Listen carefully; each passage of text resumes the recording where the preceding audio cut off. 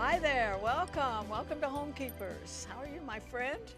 It's so good to be here with you today. And I don't know, I've gotten some of the sweetest cards this week. One from a lady who said she'd been alone a long time, but since she started watching Stephanie and me in the kitchen, she decided to start cooking again. Isn't that wonderful? So she gets the recipes and she gives them to friends and all. And that's kind of a wonderful blessing, you know, just kind of an outgrowth of this ministry. And then I got this one today. I love your cooking and craft portion of the show. My husband and I just laugh and laugh at us. I'm glad. The Bible says laughter doeth good like a medicine, okay? I'm unable to work now, so when I'm by myself, I always feel a part of your homekeeper family. That's just exactly what we want, my friend. Your show has been very encouraging and uplifting, and thank you for all the joy you bring. You know, that really warms my heart because we live in such troublesome times, and violence everywhere, and hatred, and people just at each other's throats. And it's up to us as believers to spread the joy and encourage people. The Bible talks about encouragement, so I thank you for that. I thank you for your encouragement. And we have a really good friend, I was going to say an old friend today, and I can prove it's an old friend because I want to show you a picture of me and the guest, I think about 25 years ago. See if you can recognize us. Yes, sir, that's attorney Joseph Pippen and me on the Good Life set. I think that's about 25 years. And he's still around, I'm still around. Isn't that great?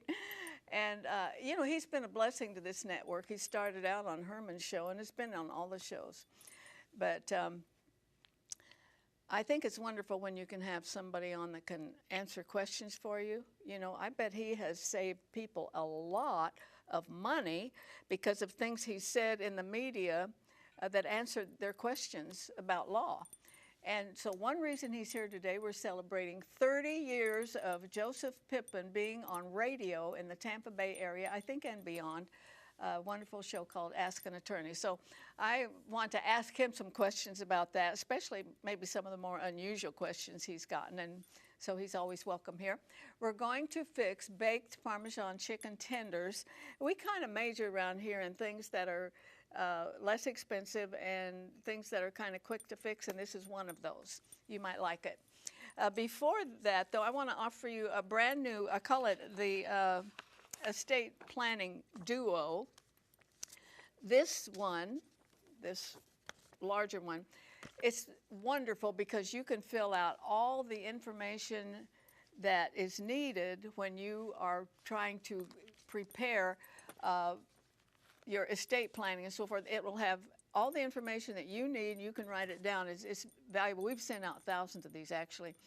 And also the Florida Estate Planning Handbook. You get both of these. And I know it says Florida, but in all the other states in our United States of America, this will give you the pattern to look for. Your state on some subject might vary just a little bit, but not much. So we're offering you both of these for a gift of $25 to the ministry, and you know what? It might be the best $25 you ever spend in your whole life. So it's there for you if you want to write to us and send a check like I do, Homekeepers, Box 6922, Clearwater, Florida, 33758. Or if you're like Stephanie and you use your credit card, 1-800-229-0059. And Stephanie was naughty just now. No. Yeah, see, this recipe requires some cornflakes, and she was doing this, and Susan goes, no, no, Stop no. it. And then Arthelene took my hand. Yeah, yeah. So anyway. Now I can do it, right? Take advantage of that. I sent one note to my mom, and she was thrilled. Uh-huh. Because you have to have everything organized. You have to have everything ready. Yes, and we don't know those things. We lay people. I don't want to have to go through all of my parents' stuff to try to figure out what is happening and what they have and everything. So she is filling that out. Could end up being a great bargain for you. Okay, so we have chicken tenders soaking in buttermilk. I have cornflakes, Parmesan cheese, salt and pepper, and butter. Super simple. So we're just gonna take. And this gets rid of all your frustrations. Right. You're mad at your husband and your children. You can take it out on the Never. I cornflakes. am never mad at my husband or my children, ever. Thou shalt not lie. That's one of the commandments. Okay, so I'm going to put some of the cornflakes in a bowl. I'm going to put Parmesan cheese, salt, and pepper. Okay? Make sure we have enough in there. And we put them on parchment paper. Am I supposed to spray the Yes, paper? please. Really? Sure. I've never sprayed paper before. And then salt and pepper, just because it'll make it much easier after the fact. Well, where would you learn this except on Homekeepers? Seriously. Now this calls for grated Parmesan cheese. Arthelene got shredded and we just cut it up so it's going to be tasty. I've never seen anybody spray paper on the Food Network.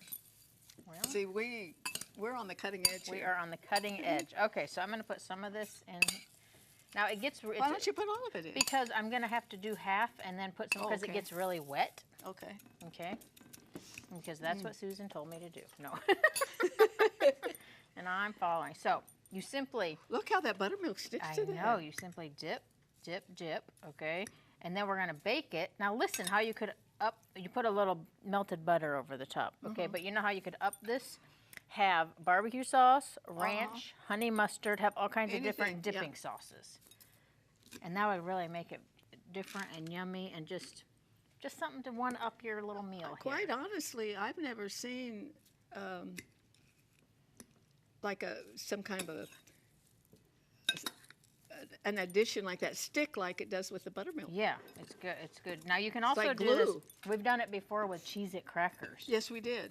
And that Did we use buttermilk on that? I do at home. Yes. So very yummy.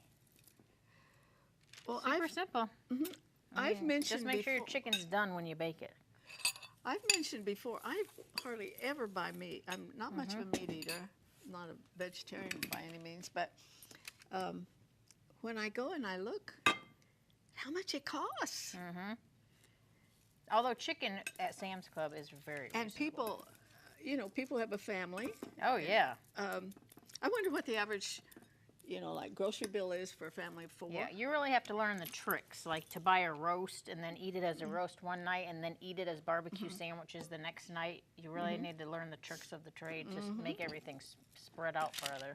Okay, so Let's move that down. we'll take melted butter and pour it over the top and bake it. And then it will come out like this yummy deliciousness. And I'm glad we make people laugh. Somebody wrote in and said we were like Lucy and Ethel, so I will take that all day long. Okay. All right. Aren't those pretty? Very nice. I just want to taste a bite Yeah. before I join Mr. Pippen over there. Yep. Got a very important guest to get to. Kids would love these, Uh-huh. for sure. I think anybody likes crispy. So, oh my. So good. And it should be very tender because of that buttermilk. Yeah. It is. Yeah. If you want this recipe, it's coming up on your screen right now. All the ways you can get it. Take advantage of that and we'll get it right out to you. Now, if you haven't met Joe Pippen, you're going to love him. So stay with us. If you would like a copy of today's recipe, you may receive it by contacting us through social media as listed on the screen. When requesting a copy through the mail, be sure to include a self-addressed stamped envelope. Thank you, and please know we always appreciate hearing from our viewers.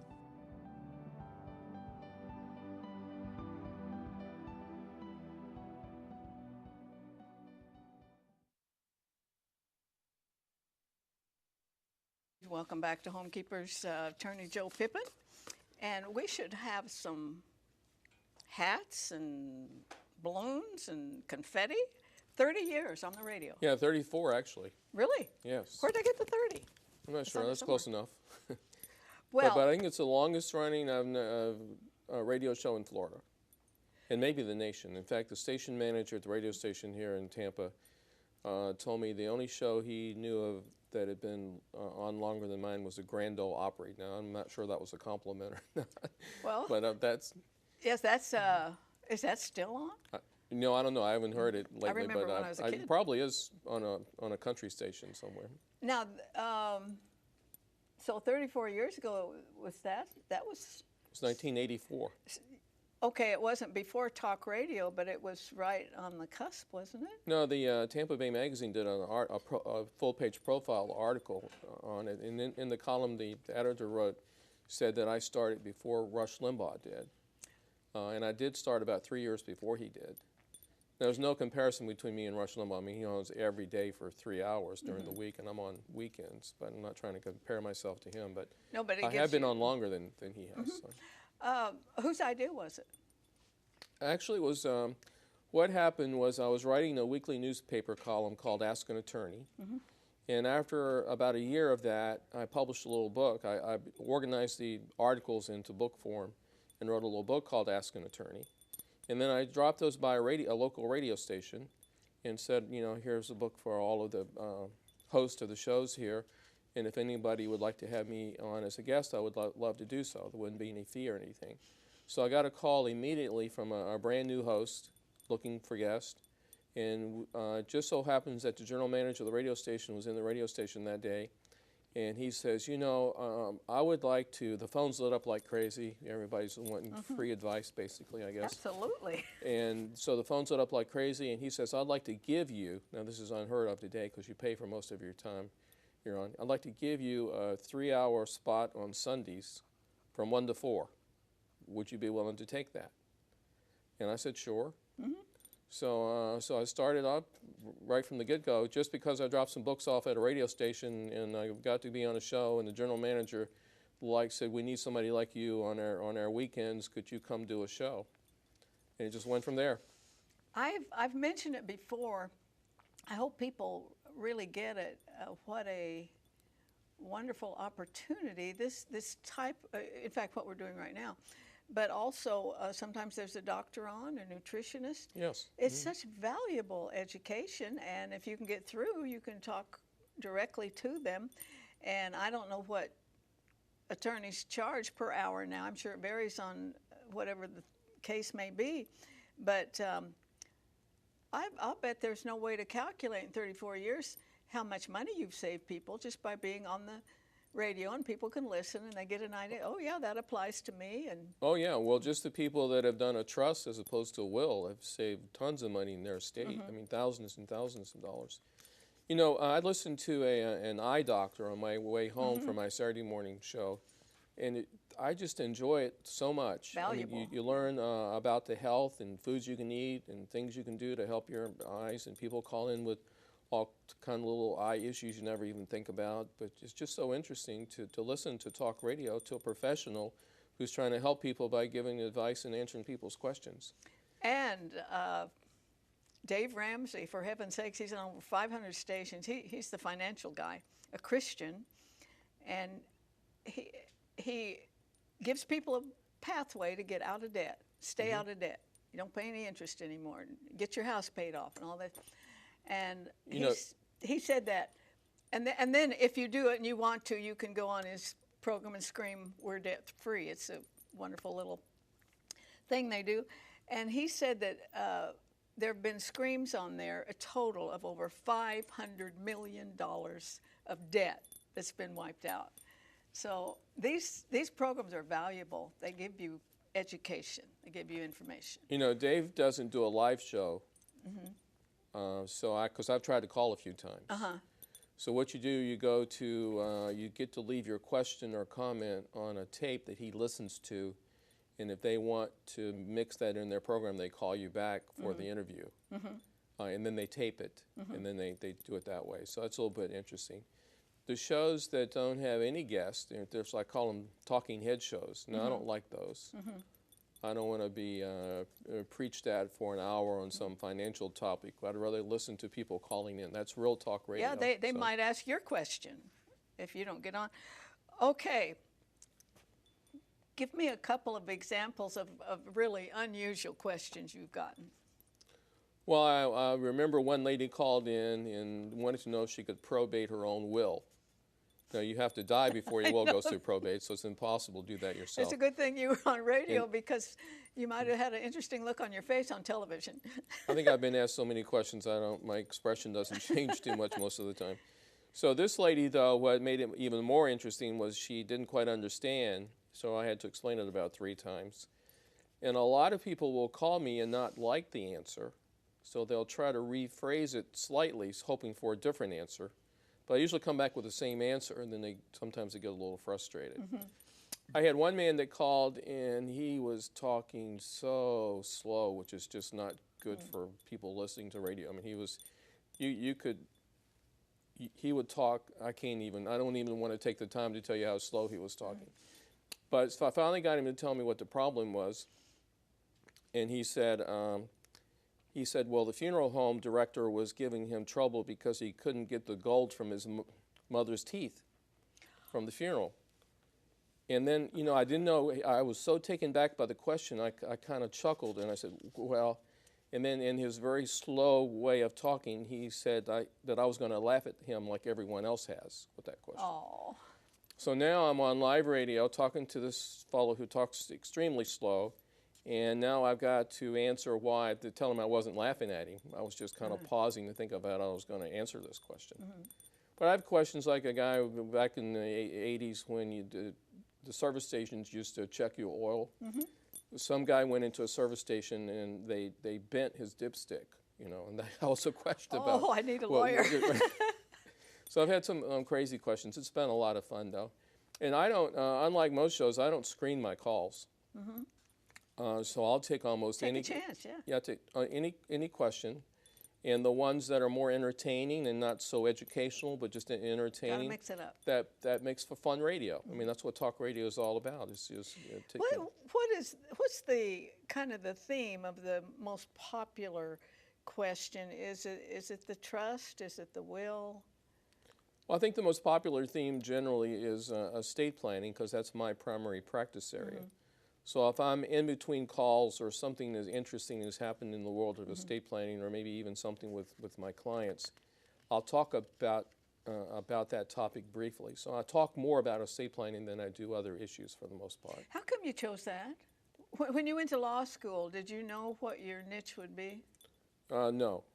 My first couple of years of practice, I did everything. I did bankruptcy, I did family law, I did criminal law.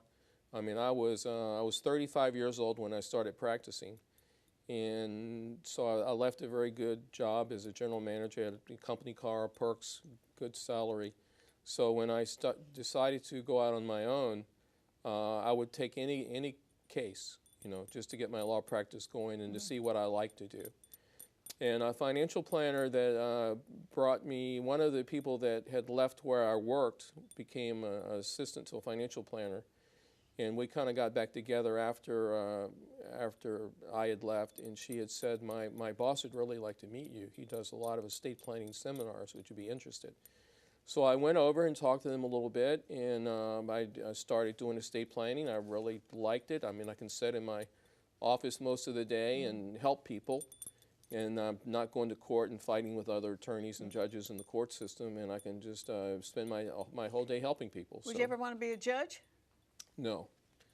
No, I don't think so. Really be interesting. It would be, but I think I like what I do so much that I wouldn't want to change.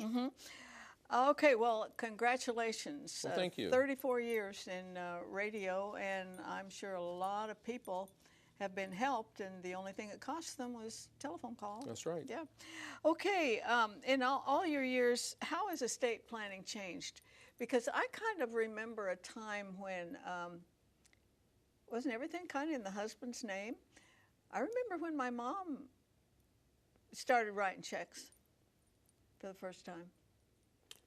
Well, I think if we were just talking about the period of time that I've done radio, I think during that time most husbands and wives would own things jointly, unless it was a second or third marriage or so forth, and they decided to keep separate assets. Well, has estate planning, because you have to stay on top of law, the way the laws change on this too. Have there been any major changes in planning your estate? Because it's one of the wisest things you could ever do. And let me remind you, we are offering these two items for this gift of $25. One, the larger one, you can write out everything that you own. They thought of everything, and it will really give you a picture of what you have and probably you'll be kind of surprised. And the other estate planning handbook, as I mentioned at the top of the show, it is Florida, but it's going to give you the information, and you can find out if there are variances in your own state. But do laws ever change to the point that okay, I got to notify my people? Well, we send our clients a letter every 3 or 4 years and suggest they come in and update documents. Durable power of attorney, healthcare, certain living will documents should really be updated about every 3 years, because financial planners and medical people don't accept those after a period of time. I would say I probably need to make an appointment yeah, with you do. So the major change along the way, I think, has been about estate taxes. Because when I started, the estate tax was like anything over $250,000 would be taxed. Now it's gone up from that to 600 to $1 million to $1.5 million, and today you can leave $11.4 million tax-free and not be taxed. And not be taxed. Praise the Lord. Why they can't take this stuff we've earned? And if you're a married couple, it's twice that. It's 11.4 each. How in the world did that happen? Usually it's the opposite. Well, 2010, 2009, the exemption was $3.5 million. 2010 was unlimited. George Steinbrenner died owning the New York Yankees, a billion-dollar baseball team, with no tax that year on his estate. The Congress had to do something in 2010, and in 2011 it went to from 3.5 to 5 million. And then over the last years, it accelerated to $11.4 million each. So it's probably so not a whole lot of people have to worry about that. Now, a lot of people think, well, gee, I don't have an estate tax, I don't need a trust. That's totally false. Because our minimum probate fee on any size estate is like $2,500. And if you do a trust, it's zero. It's zero probate dollars if you have everything in your trust. So people with $50,000, $100,000 will do a trust. I mean, it makes sense to me to avoid just the minimum fee is $2,500. Well, we have Joe's website on the screen right now if you want to contact him. But the important thing to know is, even with a will, you might end up paying some stuff. The trust, you don't pay any tax. And trust, well, no probate. Yeah, and trust is it's very streamlined to handle. When someone passes away, it can be handled right away. Yeah, well, just quickly, the disadvantage of wills are they go through probate. It takes a long time, becomes a public record, so it's no privacy. All wills have to go through probate? All wills, if you die with something just in your name. You see, if you die with a trust and everything is in the trust, there's no probate. It's private. It's quick and easy for the family to take care of. And, okay, a living will is what most of us have, right? We could change it. A standard will, just a last will and testament. But 70% of people who do estate planning just do a will. If you own a home or some other assets just in your name, that's going to go through probate. Living trust is just a fancy will that avoids probate of any assets inside the trust. Very, very important. How long have trusts been available? I know when I was a little kid, and this wasn't hardly ever a topic of conversation, but the only thing we heard about was a will. Yeah, trusts go all the way back to the 1400s when Really? The government used to own the Wow. land and give it to the farmers in trust. They've been around a long time. In the 1960s, I think trust became popular when a guy named Dacey from New York wrote a book on trust and avoiding probate. Back then, though, his book recommended individual trust almost for all your individual assets, so a person could have a whole bunch of trusts. Now you can put most all of your assets into one trust. So they've been around a long time. They've become more popular. I have a educational book from the American Bar Association telling attorneys back in the 60s, do as many wills as you can, build up a will file.